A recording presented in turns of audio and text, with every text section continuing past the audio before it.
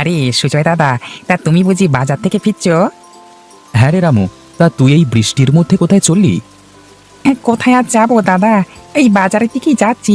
বউ বললো ঘরে নাকি তরকারি কিছুই নাই। ও তাহলে আর কি, যা বাজার থেকে কিনে বাড়িতে তাড়াতাড়ি ফিরে যা। আকাশের যা অবস্থা, মনে হচ্ছে বৃষ্টি আজ আর থামবে না। তা দাদা, বাজারের তরি তরকারির দাম কম না বেশি দাদা? আর বলিস না রে, এই বৃষ্টির মধ্যেও যে তরকারির এত দাম, গায়ে হাত দেওয়া যাচ্ছে না। বলো কি, এত দাম? হ্যাঁ, হবে না? মাঠঘাটের অবস্থা দেখেছিস?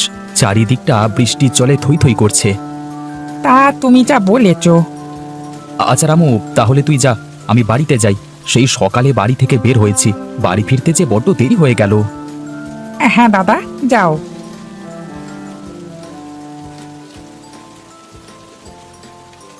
গিন্নি, বাইরে যা বৃষ্টি হচ্ছে, তাতে আজকে হোটেলে মনে হয় লোকজন আসবে না। হ্যাঁ, তা তুমি ঠিকই বলেছ। ওই হোটেলের টাকা দিয়ে সংসারটা চালাই, এখন যদি বৃষ্টিতে হোটেল বন্ধ করে রাখতে হয়, তাহলে কেমন করে চলবে বলো তো? কি আর করবা বলো, ওইদিকে যে বৃষ্টির জন্য ছেলেটার কাজ কামও বন্ধ হয়ে গেছে। হ্যাঁ, ও যদি একটু কাজ করতো, তাহলে তো আমার আর চিন্তা করতে হতো না। বাবা, ভাত হয়ে গেছে, চলুন খাবেন। আর মা, আপনিও চলেন। তা কি রান্না করলে? ঘরে তো কোনো তরি তরকারি কিছুই ছিল না। ওই পুকুর পাড়ে দেখলাম কত সুন্দর কচুর শাক হয়েছে, তা তুলে নিয়ে এসে ভাতে দিয়েছি। তা বেশ বেশ, রামু এখনো বাড়িতে আসে নাই? না বাবা, ও তো এখনো আসে নাই। ছেলেটাকে নিয়ে আর পারি না, ওকে নিয়ে যে আমি কি করব। কত করে বললাম, মাঠের কাজ বাদ দিয়ে আমার সাথে হোটেলে কাজ কর, কে শোনে কার কথা? হ্যাঁ বাবা, আমিও তাই বলেছি। এখন তো বৃষ্টির জন্য মাঠের সব কাজ বন্ধ আছে, ও কাল থেকে আপনার সাথে হোটেলে কাজ করবে। আচ্ছা ঠিক আছে, এখন তাহলে চলো, গরম গরম কচুর শাক দিয়ে ভাত দাও তো দেখি দুটো, পেটে জ্বালান করি। হ্যাঁ মা, চলুন। বাবারে বাবা, তরি তরকারির যা দাম, তাতে তো দেখছি না খেয়ে থাকতে হবে। এইভাবে চলতে থাকলে তো না খেয়ে মরতে হবে। আরে আরে, কত চিংড়ি মাছ! আগে তো খেয়াল করিনি। আমাদের পুকুরে এত চিংড়ি মাছ হয়েছে। যাই যাই, গিয়ে কিছু চিংড়ি ধরি। রাতে বউকে বলবো কচুর লতি দিয়ে চিংড়ি চচ্চড়ি করতে। হেভি খেতে লাগবে।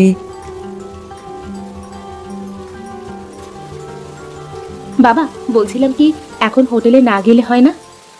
না বৌমা, তার কেমন করে হয়? এইভাবে বাড়িতে বসে থাকলে তো সংসারটা চলবে না। আর বাড়িতে বসে থাকবার থেকে যাই, হোটেলে গিয়ে বসে থাকি, যদি কিছু বিক্রি হয়। আচ্ছা, যাও তাহলে, তবে সাবধানে যেও। হ্যাঁ হ্যাঁ, সে নিয়ে তুমি চিন্তা করো না। আর বৌমা, রামু আসলে ওকে বলো গরুর জন্য মাঠ থেকে কিছু ঘাস নিয়ে আসতে, কেমন? ঠিক আছে বাবা, আসলে বলবো। হ্যাঁ যাক, অনেক চিংড়ি ধরা হয়েছে। হ্যাঁ যাই, এবার বাড়িতে যাই। বউকে এই চিংড়ি দিলে বউ সুন্দর করে চিংড়ির মালাইকারি বানিয়ে দেবে। আহা, ভাবতেই যেন জিভে জল চলে আসছে। হ্যাঁ হ্যাঁ হ্যাঁ।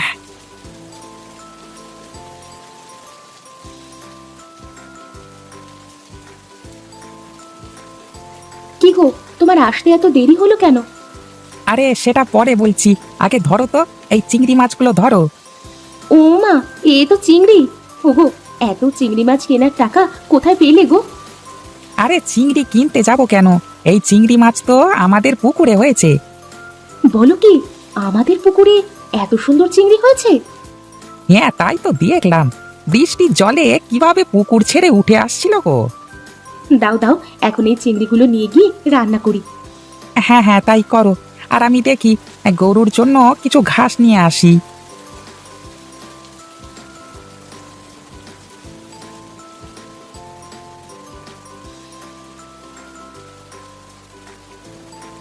না, সেই কখন থেকে হোটেলটা খুলে বসে আছি, কিন্তু কোনো লোকজন তো আসছে না।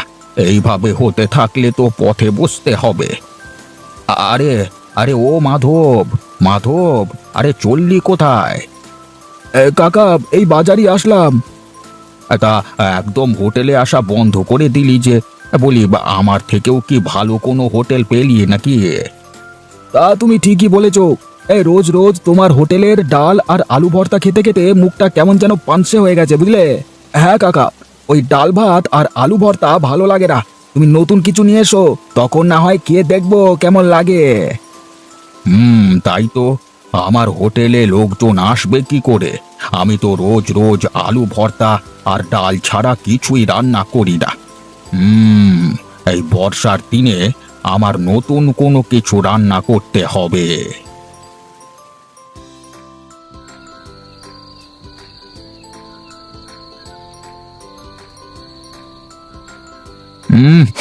বাড়িতে আজ কেমন যেন নতুন তরকারির সুবাস পাচ্ছি। বৌমা, আজ কি রান্না করেছো? এত সুগন্ধ ছড়াচ্ছে। আহা, কচুর লতি আর চিংড়ি চচ্চড়ি। কই কই, দাও দাও, আমার যে আর তর সইছে না। হুম হুম হুম, আহা, অমৃত অমৃত, একদম অমৃত খাচ্ছি। কি স্বাদ! আহা, সেই স্বাদ লাগছে গো। বাবা, এই চিংড়ি আমাদের পুকুরের চিংড়ি। আজকে বৃষ্টিতে চিংড়িগুলো ডাঙায় উঠে এসেছিল। বলিস কি, আমাদের পুকুরের চিংড়ি? আগে তো জানতাম না যে আমাদের পুকুরে এত সুন্দর চিংড়ি হয়েছে। আমিও তো জানতাম না। ভাবছি বাবা, এই পুকুরে তো এত চিংড়ি হয়েছে, তুমি বরং কাল থেকে কচুর শাক আর চিংড়ি এই হোটেলে বিক্রি করো, তাহলে মনে হয় কিছু কাস্টমার হবে, বুঝলে? হ্যাঁ, তুই ঠিকই বলেছিস। কাল থেকে আমার হোটেলে বিক্রি হবে চিংড়ির চপ, চিংড়ির মালাইকারি, তার সাথে অনেক কিছু। হ্যাঁ বাবা, আর এই সব কিছু করতে আমি আর আপনার ছেলে সাহায্য করব। তাহলে আর কি, হয়েই গেল।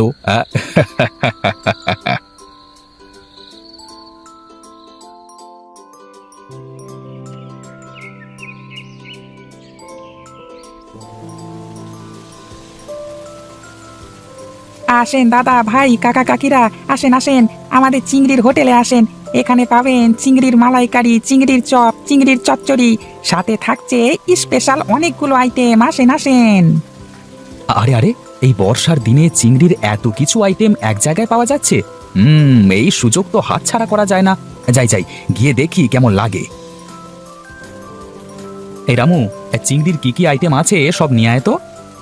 হ্যাঁ দাদা, তুমি একটু বসো, আমি এক্ষুনি নিয়ে আসছি। আহা, চিংড়ির আইটেমগুলো থেকে তো দেখছি সেই গন্ধ বের হচ্ছে রে। দাদা, শুধু গন্ধ নিলেই হবে নাকি? খেয়ে দেখো কেমন লাগে। আহা, সেই স্বাদ। সত্যি রামু, চিংড়ির তরকারিগুলো যা হয়েছে না, সত্যি বলতে অমৃত। এই বর্ষার দিনে বৃষ্টির মধ্যে চিংড়ির এতগুলো আইটেম একসাথে পাবো ভাবতেও পারিনি। হ্যাঁ দাদা, এখন থেকে রোজ কিন্তু আসতে হবে, বলে রাখলুম। আরে রোজ আসবো মানে? বাড়িতে গিয়ে বউকে বলবো রান্না করা বন্ধ করে দিতে। এত কম টাকায় এত কিছু, আহা, ভাবা যায় না গো। তা রামু, কত হলো? ওই ওই 50 টাকা।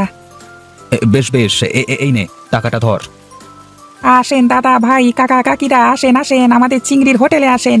এখানে পাবেন চিংড়ির মালাইকারি, চিংড়ির চপ, চিংড়ির চচ্চড়ি, সাথে থাকছে স্পেশাল অনেকগুলো আইটেম। আসেন আসেন।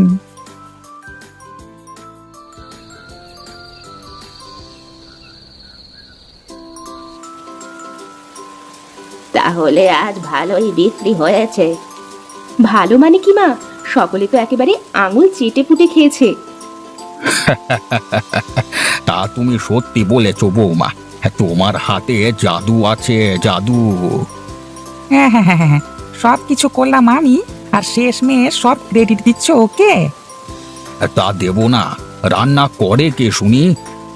ও, আর আমি যে পুকুর থেকে চিংড়ি না ধরলে তুমি কিসের হোটেল দিতে শুনি? সে যাই হোক, বর্ষার দিনে চিংড়ির হোটেল বেশ ভালোই চলবে মনে হয়। এই চলবে কি বাবা, কাল থেকে দেখো একদম দৌড়াবে।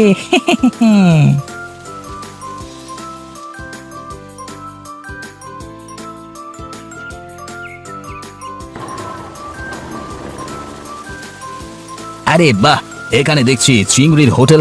জমিদার মশাই, আপনাদের এখানে যে চিংড়ির হোটেল আছে সেটা তো আগে বলেননি। আসলে আমি তো জানতাম না যে বাজারে চিংড়ির হোটেল রয়েছে। আরে আরে আরে জমিদার মশাই যে আসুন আসুন আসুন আসুন। হ্যাঁ রে রামু, তা তোরা চিংড়ির হোটেল দিয়েছিস তা আগে বলিসনি তো। আগে কর্তা বাবু, আগে চলুন কিছু চিংড়ির চপ খান, তারপর না হয় কথা হবে।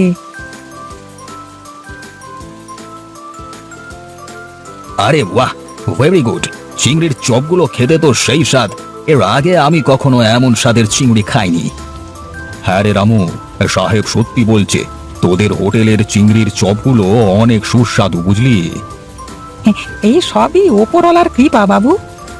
আমি বিদেশে গিয়া সকলকে বর্ষার দিনে চিংড়ির হোটেলে আসবার নিমন্ত্রণ জানাবো।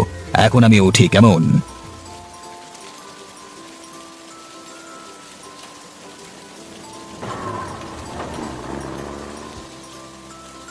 হ্যাঁ বাবা, আমাদের কপাল খুলে গেছে, কপাল খুলে গেছে।